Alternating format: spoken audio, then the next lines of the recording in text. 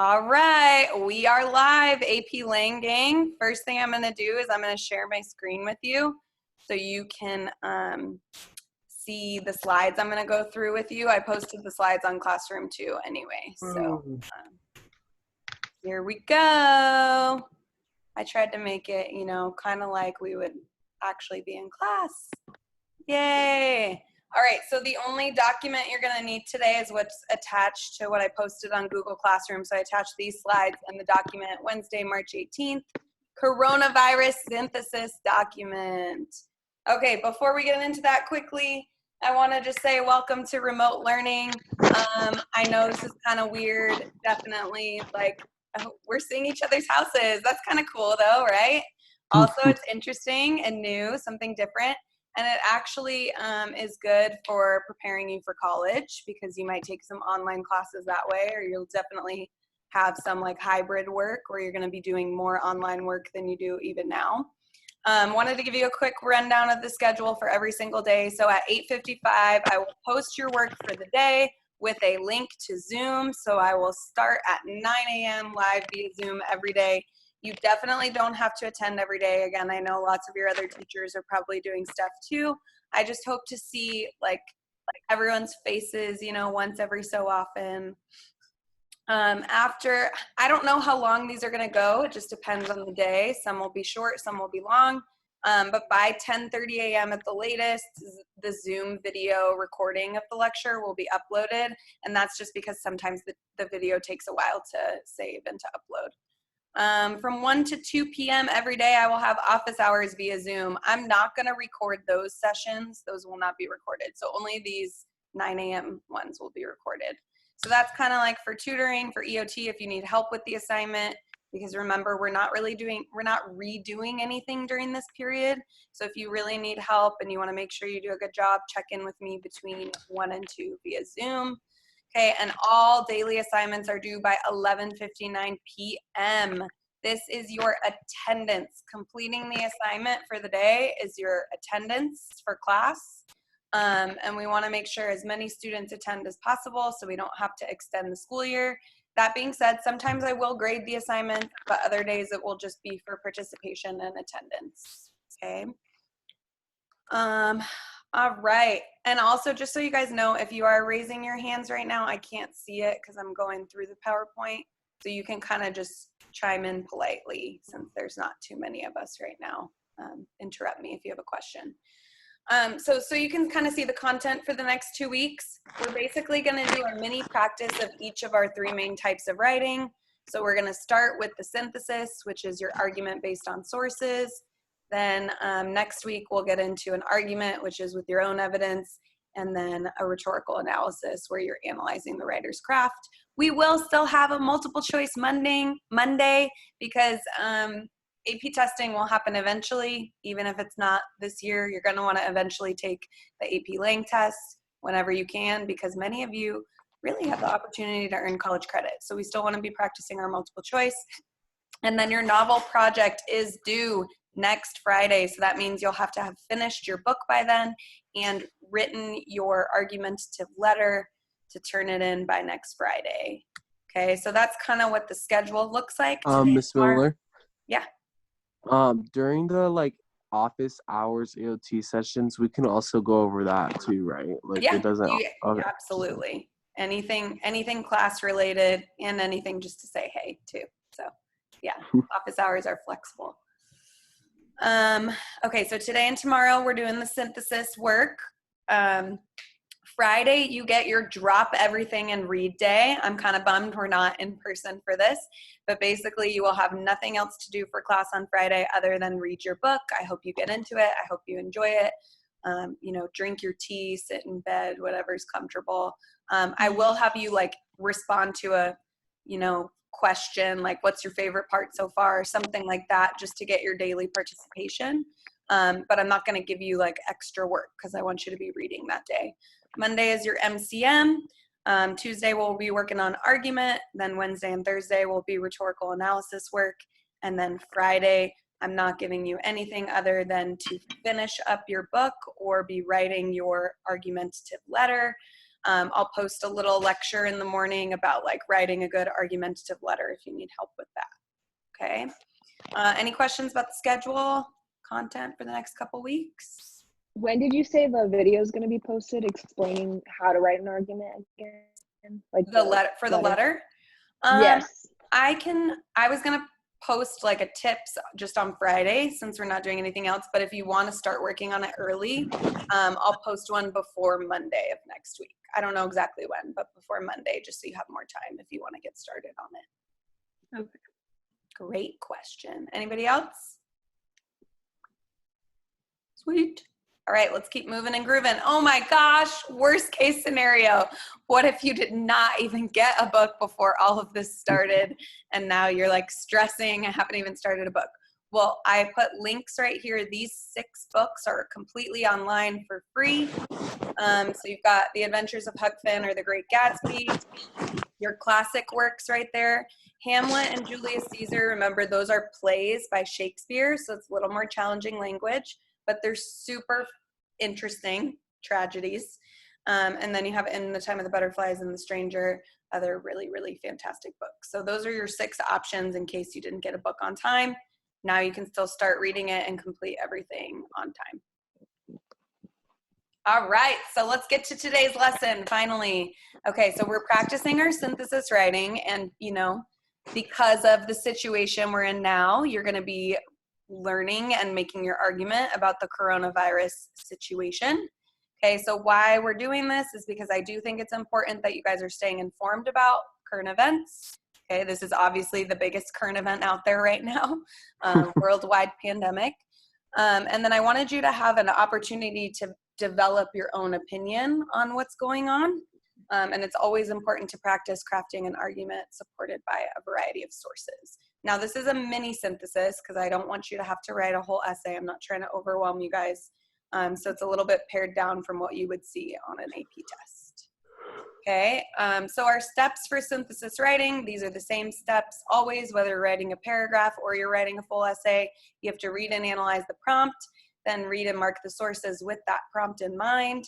Then you can create your thesis and your outline, write and revise. Now I separated these. We've got the, first 2 steps in yellow because you're only doing those 2 steps today. And then you're not doing the actual writing until tomorrow. So today we're doing 1 and 2. Tomorrow you're doing 3, 4, and 5. Coolio. All right. So on your document, you guys can already open it up. I'll even pull it up in a second once I'm done. This is my last slide. But essentially, again, first step is to read and make sure you understand the prompt. So as you read over that prompt, I want you to highlight or underline the specific task that you are having to write about or respond to that's going to help you write your thesis statement. Even though you're not writing that statement today, you want to read the sources with that prompt in mind. Okay, so you have 4 sources to read on this particular topic. And as you read those 4 sources, okay, you're trying to gather evidence to inform your argument. So I want you to, as you read each article, you're going to pull out 3 specific pieces of evidence you could potentially use in your argument or evidence you might end up wanting to refute. And then the most important thing for each source is that you write a big takeaway. Summarize the main point of that article and how it relates to the prompt. Okay, feeling good? Any questions? I'm going to go out of these slides now so I can kind of pull you guys back up, I think. Maybe. I still can't see hand raises when I'm on screen sharing, turns out. So if you have questions, again, please interrupt me politely, or scream at me, either one. Okay. Wait, so do we highlight, wait, can you hear me? So, yep, I can hear you. And then guys, just so you know, now I'm on, you can see the document, right, that I'm on? Yeah. Yes. Oh, look, you can see Miss Leon is on the document too. Okay, darling. So do we highlight on the doc the stuff? Yes, you guys each have a copy of this assignment. Okay, so again, just to clarify, we are practicing our synthesis skills by reading 4 articles and then creating a synthesis paragraph. So not a full essay, just a paragraph where you take a stance on the prompt below. Don't sweat, just follow the steps. So again, today we're only doing steps 1 and 2. Okay, you're reading and marking the sources, and then you are writing a big takeaway for each source so you kind of know what you want to use in your argument. Okay. So it's kind of just like a Lang-Gang journal.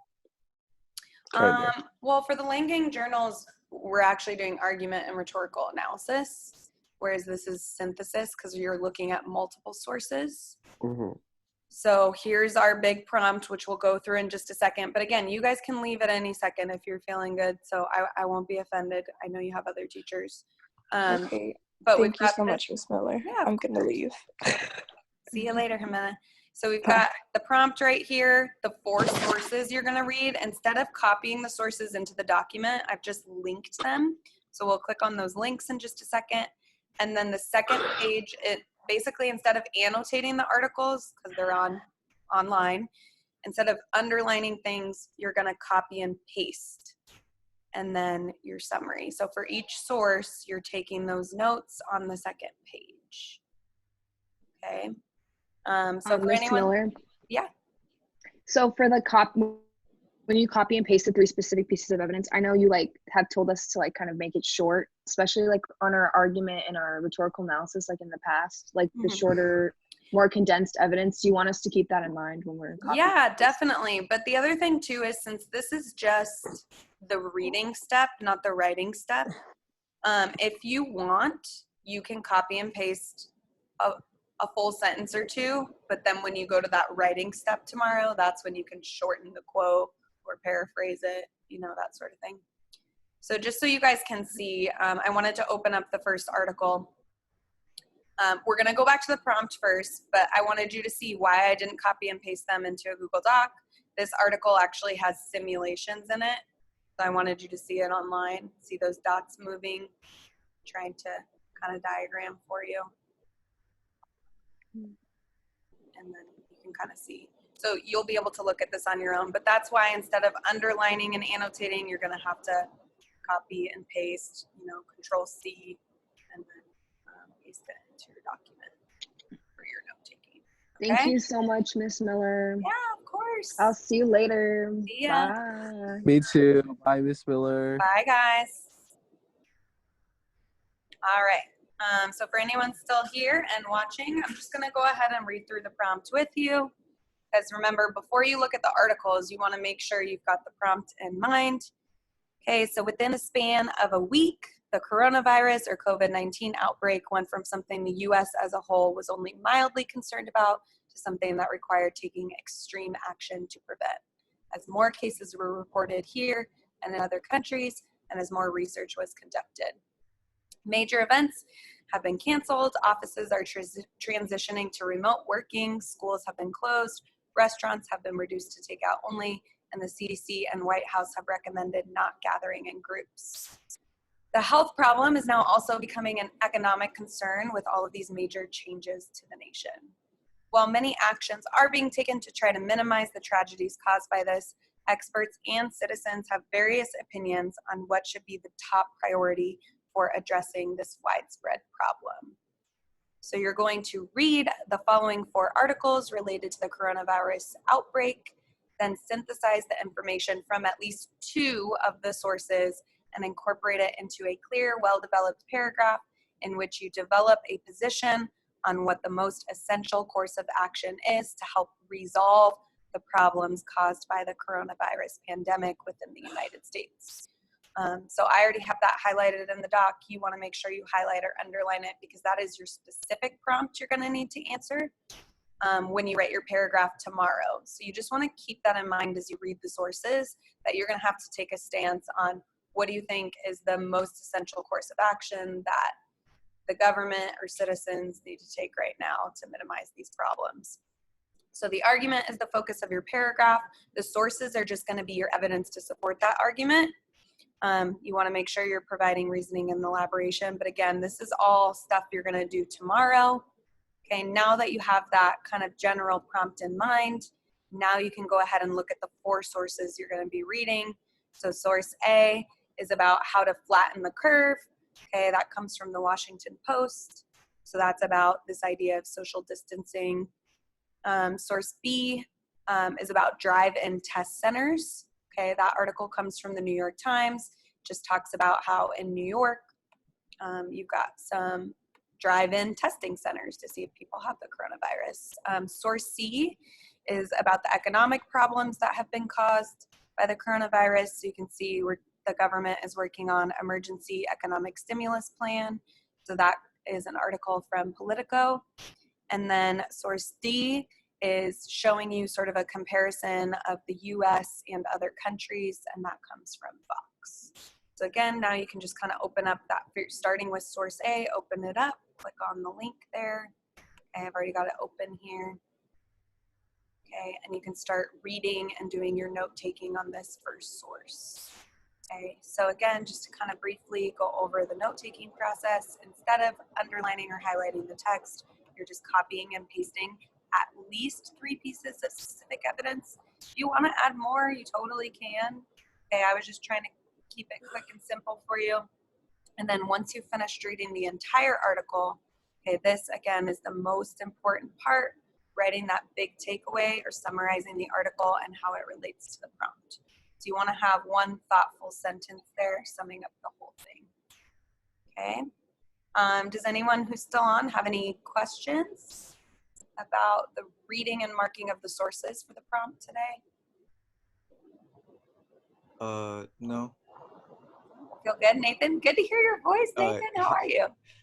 I'm pretty good. How are you? I'm good. Did you have a good break? Yeah, pretty much. Just laying around, relaxing. Relaxing, yeah, doing your social distancing. I see we got Taya in here too. Hi, Taya. I don't know if you have your mic I don't on. think she has the microphone. Oh, okay. Well, anyway, just I still think it's super funny that all of this is first hour. First hour, you guys did an awesome job representing today. Any other questions or comments? Otherwise, I'm going to leave you with a quick introduction to my dogs because they're super cute, you know. Oh, no, I think I get it for the most part. All right. Well, hopefully Joseph, Jose, Taya, you guys are all good. I'm going to leave the recording going so that everyone can see my dogs if they watch later. They're laying on the couch, relaxing.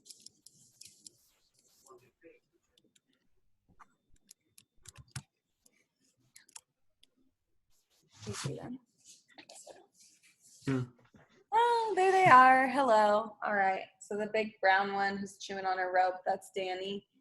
And then the smaller one who's stretching and moving, that's Jax. Cool. Alrighty, guys. Well, I hope you have an awesome day. I know you've got a lot to do, and this is a bit of a transition to try out this new style of learning for all your classes. So good luck with everything. Be well, be productive, take breaks. Make sure to still get up, walk around. Don't sit all day. It's not good for you, you know. And I will be back on Zoom for office hours at 1 p.m. So if you start working on your assignment and then you encounter some issues or some questions, you can come chat with me then. Okay? All right, Bye. thank you. All right, thank you. Bye. Have a great day.